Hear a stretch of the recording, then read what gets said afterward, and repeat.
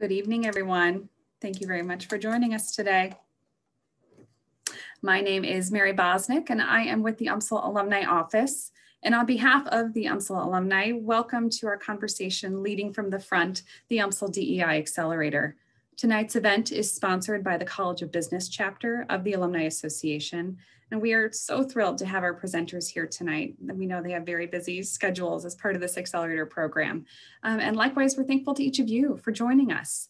Some quick housekeeping tips. If you have questions now or during the presentation, especially while our founders are presenting, please feel free to submit them via the Q&A interface.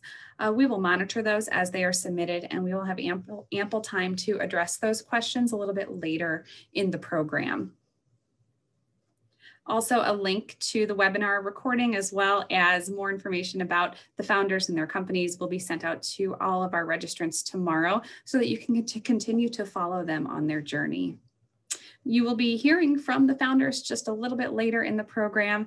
But first, I am so pleased to introduce to you Dan Lauer, the founding executive director of the UMSL Accelerate program. Just a little bit about Dan. He is a highly experienced and accomplished entrepreneur who gives his students advice on how to develop their innovative ideas into a product or into a business. He is a St. Louis native, and he is a proud alumnus of UMSL. And he's also the CEO and founder of Lauer Toys and the creator of the baby doll Water Babies. His product has achieved great success by being the second best-selling baby doll with over 24 million units sold. And I will say we have 3 water babies in our house, Dan. He is a champion of growing the entrepreneurial focus in our College of Business programming, and he's truly just a tireless advocate for the university. So Dan, with that, I will hand that over to you. Thank you, Mary. Well, on behalf of Dean Wilmer and Chancellor Sobolik and the Alumni Association and our UMSL DEI team, Mike and Monique Bynum, Michael Elliott, first we want to say, boy, we'd rather be with you with a cocktail and an hors d'oeuvre. And so hopefully this will be over soon, COVID, and we can get back to mingling. But thank you for coming. We know Zooms are a challenge, but we promise you an interesting set of founders that are doing some great work. So I'm an alum. I'm a 1983 grad. And what I want, first, I want 2 takeaways tonight. One is, as an alum, I want you to be proud of what the university is doing. We are leading from the front. And the second thing is, if you like what we're up to, if you like what we're doing, help us. We're a startup too. Help these founders. What we're trying to do with this DEI is to demonstrate to the region and the country that by supplying underrepresented minority founders early access to capital, it's good economic development policy. It's good for the region. So please engage. Don't just kind of check the box and say, hey, that was a nice video to watch. See how you can help. So we talk a lot about secret sauce and what's proprietary. And UMSL Accelerate started in 2015. Water Babies was 25 at the time. Mary, by the way, went up to 25 million. And I said, I want to create with you a nationally recognized a best-in-class accelerator. And he said, sure. Like, oh man, it's like the dog catching the bus. He said, yes. He said, the problem is I can't give you any money. And isn't that something we all deal with as entrepreneurs, right? So we formed this proprietary thing called UMSL Accelerate, and has 3 tenets to it, 3 pillars: educate, innovate, collaborate. So on the educate side, you might know alums that we now have, thanks to Michael Elliott and the marketing team, now the entrepreneur team, a BSBA with an emphasis in entrepreneurship. And this is cutting edge stuff. Our 101 class, first class, we know that 9 out of 10 will never be entrepreneurs, but the skills you're going to learn will move you farther, faster, wherever you go. We also have a 3100 course now called Applications in Entrepreneurship. Every COBA student is required to take it. And we're working on good issues like this semester is how to come up with a better mask. So can imagine the ideation, the customer discovery, the prototyping, the creative thinking, critical problem solving, all the way to forecast and a clear product. Most entrepreneurs don't want to be in a class. I have ADD. I look at the holes at the top of the roof. So innovate is our peer learning. And what peer learning is more doing and making rather than sitting and listening. So before COVID, we had one of the largest student clubs. We have mentor programs, clubs, clinics, because I really believe you learn best from your peers. And then finally, the collaborate piece is, how do we get students, pay them to be learning in the ecosystem, maybe at Cortex or T-Rex. So that's kind of the circular wheel we talk about. So before I get to the panelists, what I put to the entrepreneurs, I wanted to explain just briefly what an accelerator is, because it's an overused, misstated word sometimes. You might recall back in the 80s, there's a thing called incubators, shared office space, printer, admin, to get you out of the garage, to get you out of the basement. People figured out in the East and West Coast, if you had mentorship and money, you'll thus accelerate. So Techstars happen, Y Combinators happen, big funds on the coast happen. Then we saw Disney do it, and Nike and Sprint, and we know why. Death by 1,000 knives. These good entrepreneurs are cutting into their market share, and they better start talking and listening to entrepreneurs. Well, then I found out that Disney pays Nike $3 million to run an accelerator. I'm like, oh my gosh, we got to be in this business. That's a good margin business. So we tried it. So why not a university? What does a university have to bring? Students that can we work with the founders as paid interns, faculty to amplify, research, go for grants, and then tonight, alums. So my hope is that some of you alums listening will mentor. I love mentors, but I also love connectors. If there's someone talking to you and you think, hey, I know this person, I'll meet this someone, let's talk about that. So then we did an Ameren accelerator.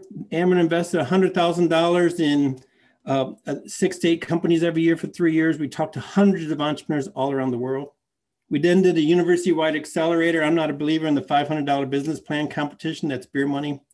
We're giving out $15,000, $10,000, $15,000, $30,000 to students. But what about this DEI? You know, for UMSL, our mission is to be a beacon of hope. And here we sit in North County by Ferguson. Look what our student base is. Look at our Anchor Institute, our land grant, and look at all what happened last summer. And it comes down to economics. And when you think about, there is a definite lack of capital for underrepresented minority founders, early stage. So how can we lead from the front? Well, we raised some money. Ameren, if you're listening, if you're working for Edward Jones or Express Scripts, thank you for standing up, writing a check, leading from the front. We got over 430 applications.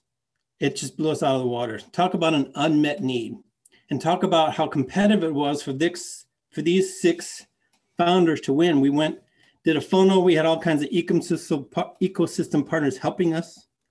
Then we did the Shark Tank, and these 6 thrived and won and are doing phenomenal. So now we're in week 6 of 8. We're trying to cram. So $50,000 each of them got, non-equity diluting. And there's 2 things about our accelerator. It's a biz dev thing. We're trying to introduce you to a lot of folks, these founders. And we're also trying to augment where they might need strengths, financial projections, online SEO, marketing, digital marketing. So that's kind of what we're doing, and we're having a blast. Go to our website, UMSL Accelerate, or UMSL DEI Accelerator. Take a look. But for now, let's get to the founders. So what we have as a treat tonight is each founder, we have 6 of them, they're going to do their pitch, a 3-minute pitch and an ask. Please listen actively and see how you can help them. And to kick it off, I'd like to introduce Michelle from DEMIBlue Natural Nails. Michelle? Good evening. So I'm Michelle Robinson. I'm the creator of DEMIBlue. We are a vegan-friendly nail polish brand. I'm sure many of you are not aware that many conventional nail polishes contain toxins that are linked to cancers. Well, DEMIBlue is a better option because not only is our product vegan-friendly, but it's a tin-free formulation. This product was developed after my mom's experience with cancer. It was then that I wanted to provide a healthier alternative for her, and then in turn for women in the community. Since the rollout of DEMIBlue, we are in 10 stores across 7 cities within the United States. We can be found on the Walmart Marketplace, and we pride ourselves on being trailblazers amongst women within the community through our efforts towards wellness and collaborative focus around nail care. We use our platform to educate and empower women to make healthier product decisions. We also thrive on our future efforts to empower other female entrepreneurs to pursue their entrepreneurial passions and in providing mentorships to do so. We are DEMIBlue, where a healthier you is right at your fingertips. We are looking for support in the areas of retailer introductions, funding for inventory supply to meet our growing demand, and digital and social media marketing to support our products. So if you know anyone that is interested in a healthier nail polish product, tell them to check out DEMIBlue. Thank you, Michelle. Awesome. Michelle wants to get into ultra beauty. So if anyone knows a friend of a friend, 3 degrees of separation, let's make that happen. Let's get a good introduction. Thank you, Michelle. Up next is FlipStik and Akeem. Thanks, Dan. So my name is Akeem, and I'll try to keep it short because, as everyone here knows, I can talk for quite a time. But my company is called FlipStik. So FlipStik is a little device that goes on the back of your phone, and one, it functions as a kickstand. So you can prop it up, watch videos, YouTube, Netflix, all that kind of stuff completely hands-free. But what makes FlipStik really special is our synthetic CT adhesive. Based on NASA research in the foot of a gecko, FlipStik lets you stick your phone to virtually any flat surface. So it sticks to wood, glass, metal, concrete, brick, pretty much anything, and it comes off with a twist without damaging the surface that you stick it to. Not only that, it's completely reusable and washable. So you can use it over and over again, and it can even be customized with your brand or logo so that you can show off and promote your business on the most valuable real estate on planet Earth, the back of someone's phone. I want to tell you guys a little bit tonight about how I came up with this product. When I went to school for chemical engineering, and unfortunately I screwed up. I lost my scholarship and I had to come home. I got into working in corporate America where I was hustling. I told myself that I couldn't let, this defeat be what defines me. And so I worked until I worked myself up to around $75,000 a year. And then I quit.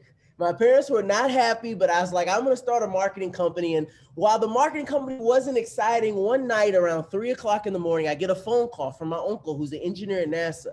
And he's telling me about this project he's working on where he was going to use this adhesive that NASA had researched in the 70s to do this project. And as he's telling me about it, I'm like, man, if I'd have had that adhesive, I could have slapped my TV on the wall instead of spending all this time mounting it.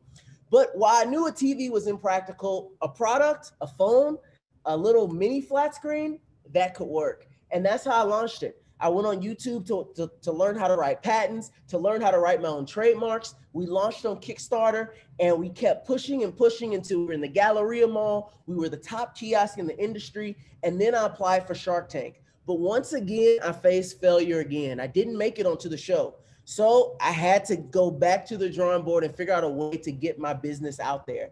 And I mentioned to you earlier that the salt and blood of our business is promotional items. So I told myself, I got to get somebody big. I got to get someone huge. And for me, that person was Diddy.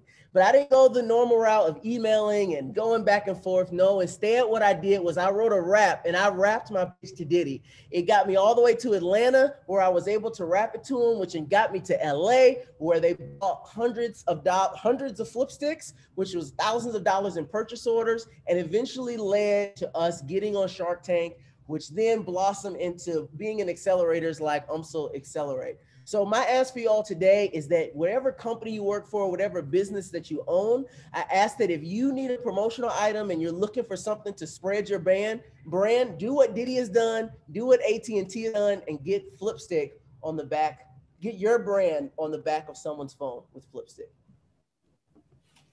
Awesome, Akeem. Yay. And so UMSL bought a bunch, and we're going to honor our sponsors. We're going to have a couple hundred. If you're an alum and you're working for a big company, it's a great swag item. So please reach out to me or Akeem, and let's get some of that going. Corporate orders are good and fun. Thank you, Akeem. Up next is Tyrean from Heru Urban Farms. Hey, thank you, Dan. Hello, everyone. My name is Tyrean Lewis, and I'm the owner and CEO of Heru Urban Farming. I'm a fifth generational farmer living in the food desert with 33% of the population living below the poverty line. So our mission is to bring healthy, sustainable produce and medicinal herbs to those who need it the most. In the past 2 years, we've grown from 1/8 of a football field to a little over 3 football fields, having exponential growth of 24 times. Heru Urban Farming offers 2 12-week food subscriptions, and we provide local stores with over 15 different crops. We just finished a school curriculum that we'll be introducing to school districts as well. From a food desert to a food oasis, we provide communities with healthy food options. We are looking to expand our production, so if you know anyone with some land within 50 miles of the city of St. Louis or a greenhouse and might be interested in partnering with us, just let me know.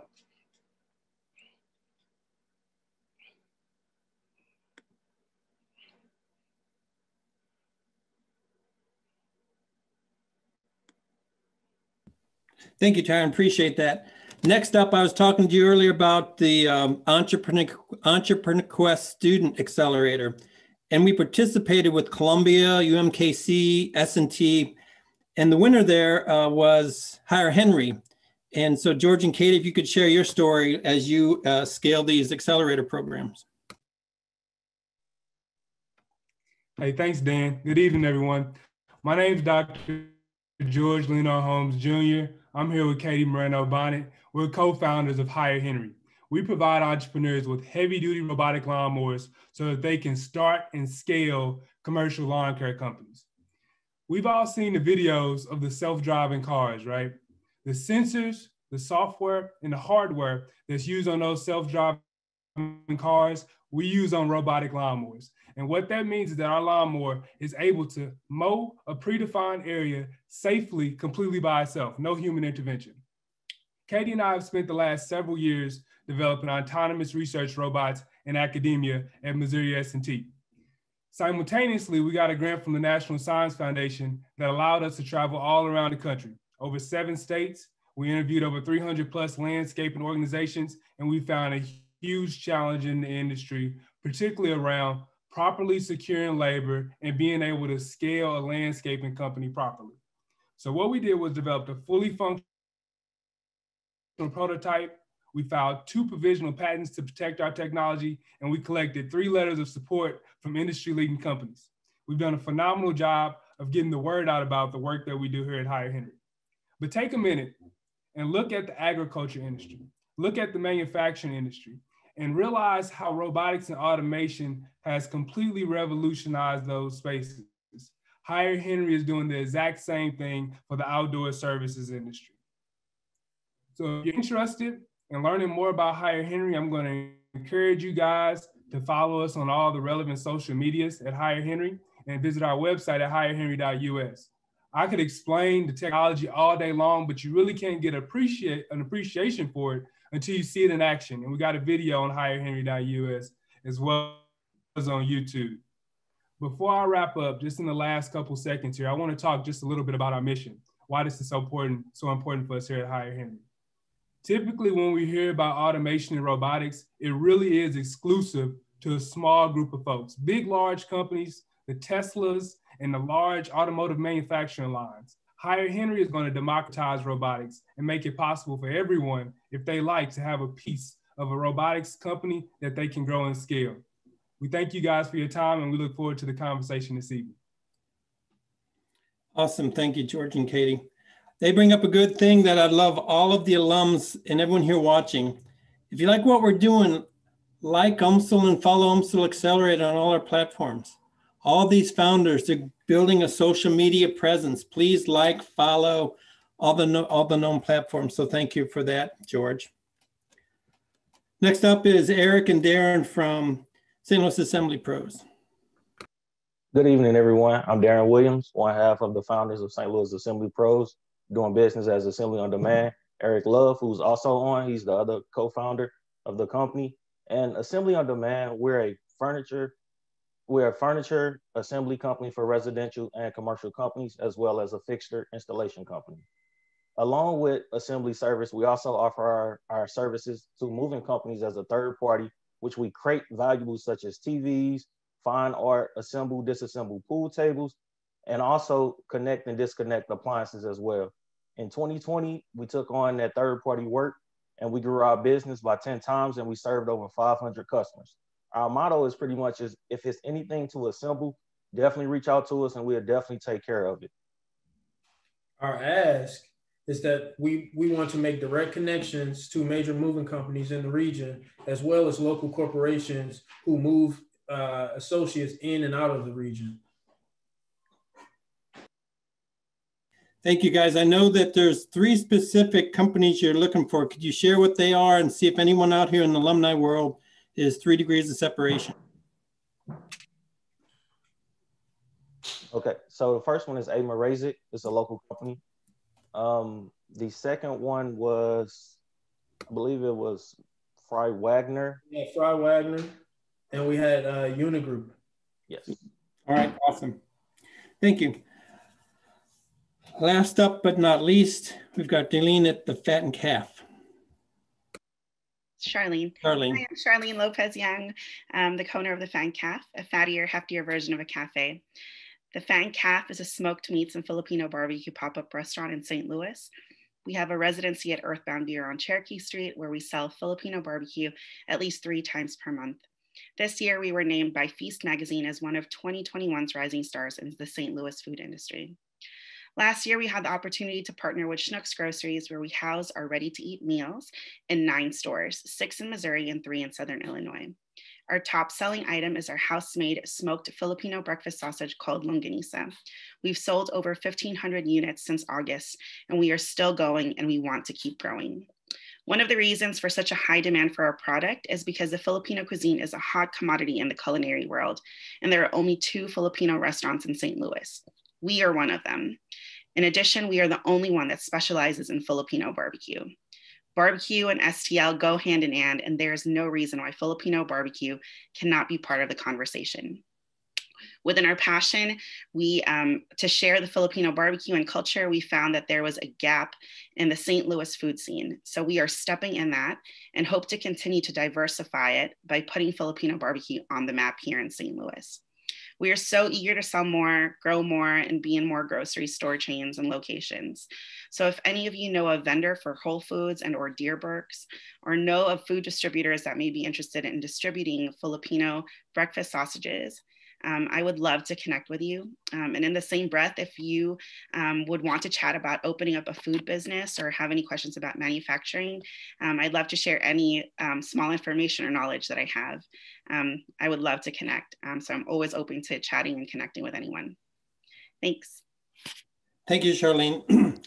So alums, I don't know if you know this, and I'd love you to go to our YouTube channel, UMSL Accelerate, because we taped this launch. What we did for the $50,000 checks was we invited them to come have an interview. So they were kind of nervous. They thought they were finalists. And what we did was kind of like random clearinghouse checks. We presented them as a surprise with $50,000 checks. And it was lovely and wonderful and affirmed their hard work. But I was at Charlene's place and she gave me some sausages, and all my kids are these foodies, and man, they just loved it. I can see why it's so hot and they're delicious. So now you see what the 6 portfolio companies are, Main Street to high tech. It was tough. It was really tough. We had a lot of good companies, which demonstrates we got to do more of this year, next year, and to get more companies and more institutions to do this. So with that, I'm going to start looking at Q&A. So the first question up is to Hire Henry. Why did you name yourself Hire Henry? What is the significance of your name? And she really likes the name. Awesome. That's great. That's a great question. Well, actually, it came out, we were sitting down one day, George and I, trying to figure out a good name for the company. We were talking back and forth with names, and we wanted to have a name of a person. So when it came out the name of Henry, as long conversation, it is being named after Henry because of the story of John Henry. I don't know if a lot of you remember this African-American folk or a story of the steel-driven man that he was a hard worker, that he was working the railroad, And once he was working, his boss buy this new machine that is competing against them. So he decides to compete against the machine, and he goes into this big work time, and then he finally wins. He beats the machine. He's able to win the land, but unfortunately, at the end, this hero dies, and he is no longer with them. So what we were trying to do when we put the name Henry is that one, we want to symbolize that hero, that great working man that is portrayed in the story, but at the same time that we want to show that we don't want to compete against the machine. We don't want nobody to compete against the machine, but instead work hand to hand with the machine that is Hire Henry. Awesome, thank you. Charlene, have you tried to get your products into global food markets in Kirkwood? We're not opposed to it. Any international markets are more than welcome. However, international markets already have Filipino longanisa, maybe from brands in the Philippines, not really from the United States, but we're still interested. Definitely, if you know someone and can connect us with someone, we'd love to chat with them. Awesome. Hey, Akeem, if you're out there, please turn on your camera. There he goes. It's not like you to be anonymous there, man. Same with Michelle. There you go. Okay, thank you. So, so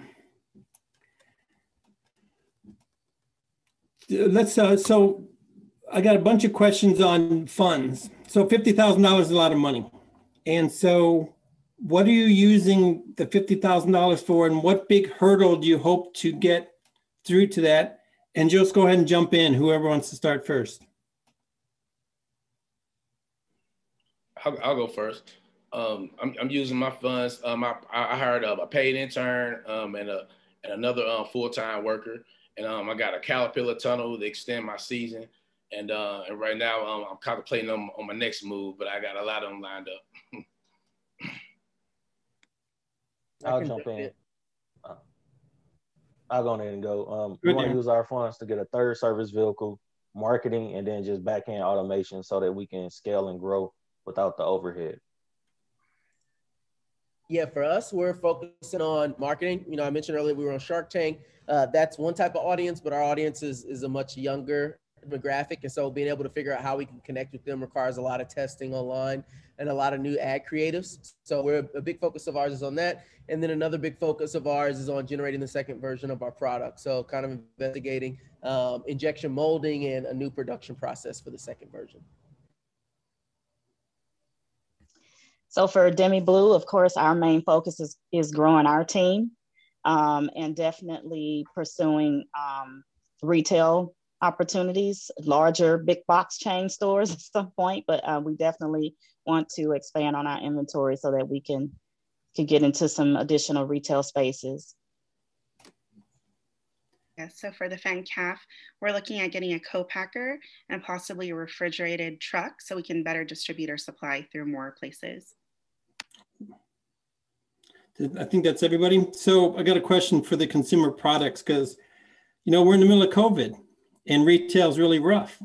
So for Akeem, Michelle, and Charlene trying to get into retail, has COVID affected you, and how are you circumventing it and overcoming that? I'll go first. I think the fact that we're in grocery stores actually boosted up our sales. Grocery stores did not close during COVID, and if ever, they had more businesses. So there was like a $48 million market for Asian food in grocery stores in St. Louis specifically just last year. So we really lucked out being a part of that market. And yeah, that's one of the reasons why we are scaling the sausages in the markets rather than opening up a brick and mortar, because this is where the business is, and possibly who knows when the next pandemic is going to be or however long this is going to last. But at least we know that grocery stores' doors are always going to be open and our product will always be available. I think for DEMIBlue, of course, opportunities have really become more available in COVID because, of course, not as many people are headed to the nail salons. People are taking care of their nails at home. They want to still maintain their nail care regimen. We live in a health conscious environment. People are looking for healthier products, and DEMIBlue meets the demand of both.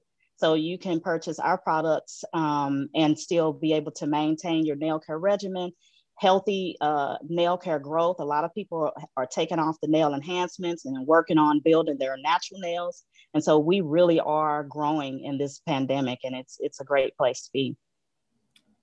Thank you. Akeem? For us, we've completely changed our business strategy since, this time last year. This time last year, we were primarily a brick and mortar company. We didn't do much of our sales online. We were primarily making our money from mall kiosk and from promotional items for events. And of course, with COVID, the malls closed and events ended. So we had to completely rethink the way that we did business. And for us, that meant a big shift online. And so, whereas prior to COVID, we were, less than 10% of our business was done, through our e-commerce channels. Today, it represents 95% of our business. And so we've launched on Amazon. We've really revamped our e-commerce store. And so it's been a big transition for us, but ultimately a much better one because now it's less work. Awesome. You're going to notice in this, one of the things I love about all 6 of these founders is their resiliency. And there's some pivots and entrepreneurship is not very linear. There's stops and starts. And so having them go through the accelerator, they're really studying their product market fit and their business models, and will come out stronger for it. Now, Katie and George, I'm going to mess up this word, but there's a company, someone writes, that's Husqvarna appears to be the leading market autonomous mower company. How are you going to compete with them, and how badly did I screw up that word? No, you actually did a good job. It's Husqvarna. They're out of Sweden. They do make a small robotic lawnmower. It's really small. They can sit on your lap. The product that we're developing is, again, commercial grade. So this is a large commercial mower that can cut large areas in fields. You've seen the small Roomba vacuum cleaners. The analogy that we like to give is you wouldn't want to take a small Roomba vacuum cleaner and try to vacuum an entire hotel, right? That would be too much. And it's the same thing for the Husqvarna mower. It's really small and it's made for small places. So that's our unique position on that. Thank you. Akeem, I got a question for you on technology. You talk about it's core technology from NASA. Did you have to get a licensing agreement, or how does that affect your patent? Or tell us that relationship with the material and your origins. Yeah, that's a great question. So NASA's technology is divided into 2 parts. There's the majority of it is public domain. It's your tax dollars that pay for it. You get to use it. You can think of that as something like microwave technology. You see it in every microwave. No one's paying the government a licensing fee to put into your microwave. That being said, NASA also has another arm of R&D that they do charge very significant licensing fees for. A lot of that is around like rocket tech. So big giant companies that are going to use, some of their research, something like a SpaceX or something like that, you would need to license that from them. For our technology, it was made in the 70s. They literally, to them, is almost worthless at this point. So we didn't have to pay any licensing fees as far as using the adhesive technology. But our patent is actually on a little bit more of the practicality of our device, because there's been a lot of different industrial uses for these reusable what are called pressure sensitive tapes. They're made by most of the major manufacturers. However, a tape is usually only good for one application. And so the fact that we have a cover, you never really see tape that has cover. And so the fact that we do have a cover is actually what our patent is on. So it's the fact that you have a double-sided piece of adhesive that's bounded by a frame and that goes onto an electronic device. So that's actually what our patent covers, not the actual adhesive technology itself. Awesome. Great question. Hey, so I'm noticing some questions are in Q&A and some in chat. I'm noticing this one in chat. In addition to the 50,000, which is really what got you excited about this, can each of you talk and describe maybe one good thing that the program supported in terms of facilitating something in your endeavor? Is there a highlight you'd care to share with this group? And again, go around the horn. I'll just chime in. All right, St. Louis Assembly Pros can go. It's really helped us open our eyes to some of the things that we haven't looked at or we're not looking into. We've been getting legal insight. We've been getting operational insight. On our end, we're not a consumer. We're not a consumer brand. We're more of a service company. So we've gotten some real good insight and advice from some people who are in the corporate sector. And we also have a great mentor who we speak to weekly. So he's really helped us with our sales pitching. And he specializes in sales, so he's been great for us. So, you know, in regards to all the help that we have been getting, or all the, you know, all the consultation and support, it's been great for St. Louis Assembly Pros. And I'm pretty sure for the rest of the group, but all you guys can speak. Yeah, I'll jump in. You know, for me, a lot of it's been the connections. You know, Dan mentioned earlier about making those connections, and whether it be for us, like, you know, connecting with someone like Edward Jones, who's one of the sponsors, who, you know, immediately connected us with their promotional department to you know, order FlipStiks, or it just be on a little bit more of the technical side. You know, we've been able to get, you know, 3D rendered versions of our new product, 3D printed versions of our new product, connect with manufacturers. Like, those are things that were very daunting tasks to me, because, you know, I didn't know any manufacturers in St. Louis, and I could ask someone in China, but, you know, that was not going to go nearly the same way. Sorry for my lighting here. But really just making those connections with the right type of people that can answer the right type of answers for us has been the biggest thing for me. Like, for example, we had a meeting the other night, and one of the guest speakers almost jokingly was like, listen, make them connect you with the Cardinals or the Blues. So literally I sent an email and I was like, Mike, connect me with the Cardinals or the Blues. I heard you had to connect. And literally on Monday, I have a meeting with 5 members of the Blues, one of them executive vice president at the Blues. So, I mean, it's just literally stuff like that. It's stuff that there's no way, no matter how much really money you have, that these type of connections could be made and be made so quickly. But to me, that's been the biggest impact. And also, the interns, like having UMSL students. We have an amazing intern. I'm sure everyone else can speak for their intern, but having the like a credible group of interns who are highly motivated to help us, you know, grow our business has been amazing as well. Anybody else want to pop in? Yeah, I comment. Well, I basically agree with everything that they said, but just to add to that, just the recognition, the publicity I got a lot of customers from that. A lot of people just reaching out to me, telling me they saw me on Channel 5 and Channel 2. So I added a lot of additional customers. And like they said, the mentor and the guest speakers we have that come in and give us a lot of knowledge because they've been in our position before. And yeah, my intern been lovely. She's been helping me out and taking care of all the behind the scenes stuff that get me together. So that's good. I would be remiss to repeat everything everyone else just said. But, like a love fest.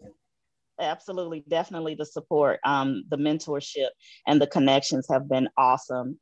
Just, you know, starting out as an entrepreneur, you really don't know who to ask for help from or where that support may come from. And so this accelerator has put those people right at our fingertips and has really helped us to not only get connected to people who have industry experience, but can help propel our businesses to the next level as well. So it's been awesome. Thank you. Thank you. So switching up just a little bit, Tyrean, so you talk about wanting land, more land. And so is there a geographic, you want inside city limits? You want, where are you looking for this land? Is it contiguous or want it together? What is your hope for more land? So I wanted ideally within 50 miles of the city of St. Louis. I would like to have it all together. Right now I'm spread out. You know, I mean, I'm in Florissant, Bell Fountain, and in the city. So I like to have it all together, preferably a homestead. But somewhere like, I guess, Godfrey, Alton, Wright City, nowhere past those borderlines and then back in. Yeah. Super.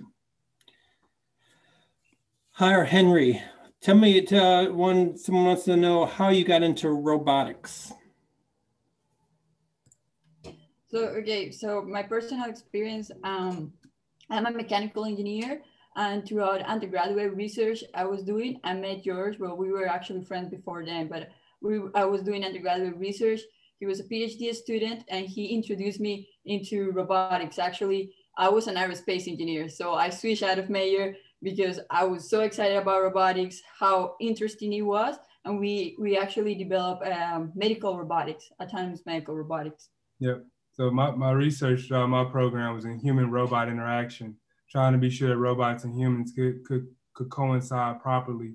So a lot of our time has been spent developing this technology. I'll answer the previous question within this one. And part of the big benefit for us in going through the UMSL program is that it allows us to get in front of business folks that can poke and prod at our business model and give us good feedback. So that's been super helpful for us. And the 50K as well, you know, helping us continue to develop our technology is extraordinarily important. George hits on something really honest. This is, there's a lot of tough love going on. And one of these, all these founders are taking counsel and pushback to heart. And they can't accept everything. It's got to resonate with them. It's got to filter, but their willingness to engage and listen and be thoughtful is really amazing. So I got a question for St. Louis Assembly Pros. The question is, your model seems staff heavy. So the question is, how many staff do you currently have, and how can you grow profitably with a heavy staff? Well, right now we operate with 2 full-time employees and we have 2 contracted employees. You know, we pretty much we can scale. As we scale, we can be profitable with each vehicle. Right now, we receive third-party work, and through the third party, we operate at 40% of you know, what the movers pay them. So as we seek to, or as we go direct to the movers or to relocation services, we would increase our profits tremendously by doing that. So right now we operate in profit, and we most definitely can operate in profit with each service vehicle and each crew we bring on board. And Darren can speak a little more to that as well. I mean, I would just say exactly everything you just said, Eric. Okay, perfect. I didn't know. Okay, that's a good thing, right? Yeah. So a question from the group, you know, so we talked about these 8 weeks. So what happens after demo day? What happens after 8 weeks, and what are you hoping to get to, and what happens to you after that? Yeah, again, so, just bounce in. Yep.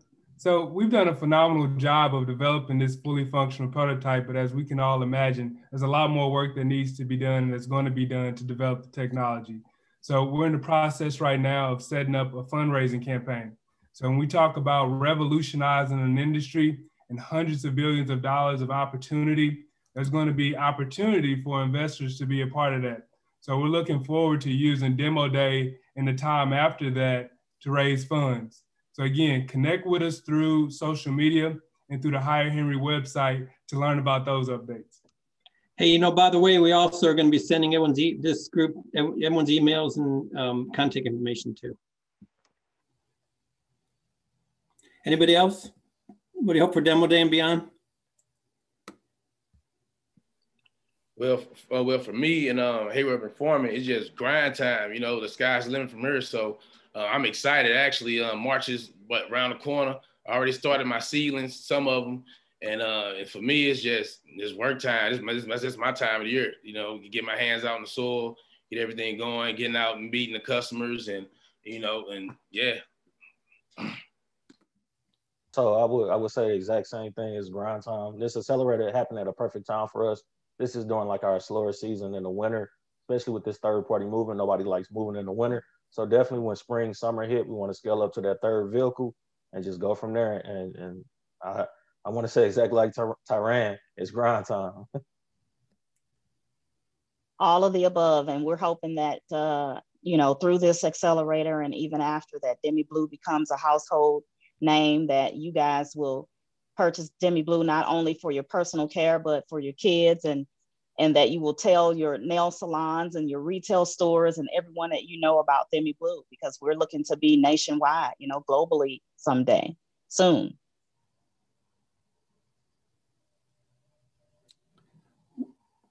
One of the things that each of these founders has agreed to do is kind of report in their KPIs and their metrics every 6 months for a couple of years. And that's really important because we want to show scale. We want to show that this is in fact good economic development policy.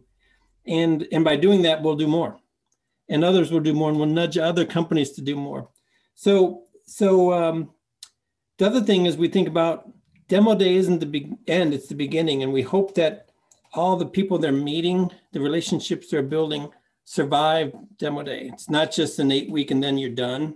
These relationships will go on in the future. Hopefully some of them will be creating advisory boards. Some of them will be having meaningful relationships that continue. Okay, attendees, we have a last call for questions. I like to end everything early. We have one more.